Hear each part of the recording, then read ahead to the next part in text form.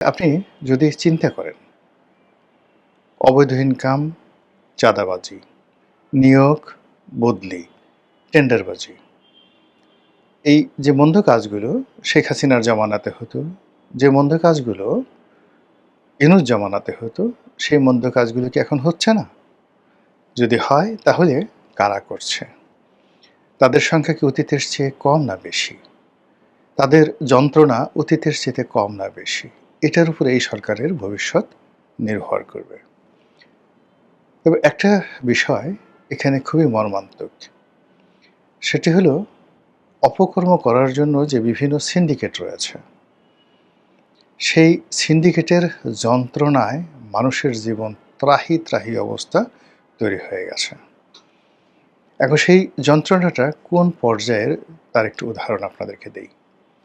যেমন ধরুন ফুটপাত, ময়লার ভাগাড়, সরকারি টেন্ডার, সরকারি নিয়োগ এবং বদলি, সরকারি এবং বেসরকারি স্কুল কলেজের কমিটি গঠন করা, হাসপাতালের কমিটি গঠন করা, এরপর পাড়া মহল্লার মাস্তানি, সরকারি যে সকল অনুদান রয়েছে ফ্যামিলি কার্ড, টিআর, কাবিখা, ভিজিএফ, ভিজিডি, বয়স্ক ভাতা, জেলের দের ভাতা ইত্যাদি অন্তত ৭০ থেকে ৭৫টি অনুদানের যে খাত রয়েছে, যেখানে সরকার আমাদের টাকা দিয়ে, জনগণের টাকা দিয়ে দরিদ্র মানুষদেরকে সাহায্য সহযোগিতা করে।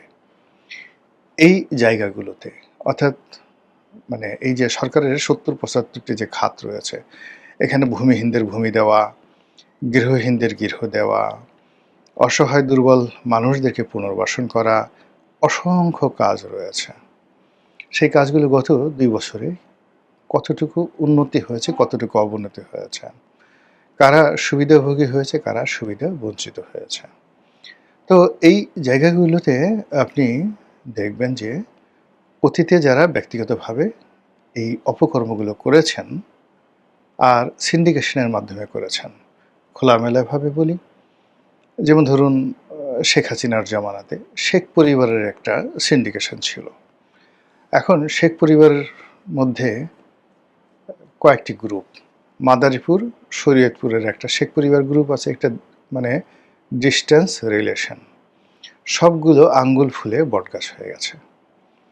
তারপর ধরুন বরিশাল কেন্দ্রিক একটি শেখ পরিবার আছে, গিয়ে দেখুন তারপরে গোপালগঞ্জ, ফরিদপুর এই বেল্টে একটি শেখ পরিবার আছে, আর একটা হলো খুলনা, বাগেরহাট এই অঞ্চলে একটি শেখ পরিবার আছে।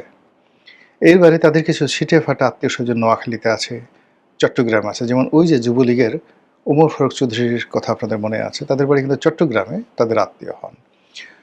এখানে এই যে শেখ পরিবার কেন্দ্রিক একটা সিন্ডিকেট তখন ছিল।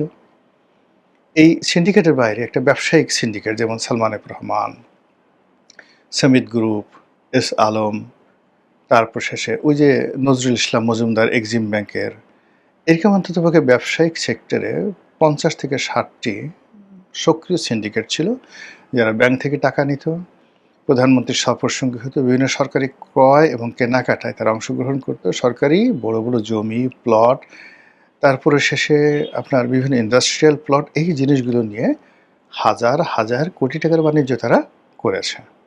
শেখ পরিবার গেল, দেন ধড়িবাজ ব্যবসায়িক গ্রুপ গেল। এরপরে যেটা ছিল দলীয় পান্ডা, তো সেটা যুবলীগ, ছাত্রলীগ, আওয়ামী লীগ এরা। এরপর ছিল মন্ত্রী, এমপি, এদের একটা সিন্ডিকেট। এরপরে ছিল যারা আমলা কামলা রয়েছেন, সামরিক বাহিনীর একটা সিন্ডিকেট, বিচার বিভাগের একটি সিন্ডিকেট, বার এবং বেঞ্চ, উকিলদের একটা সিন্ডিকেট, এরপর আরও অনেক। আচ্ছা, এখন দেখুন তো এই যে সিন্ডিকেটগুলো ছিল, সেই সিন্ডিকেটগুলোর অবস্থা এখন কিভাবে আছে।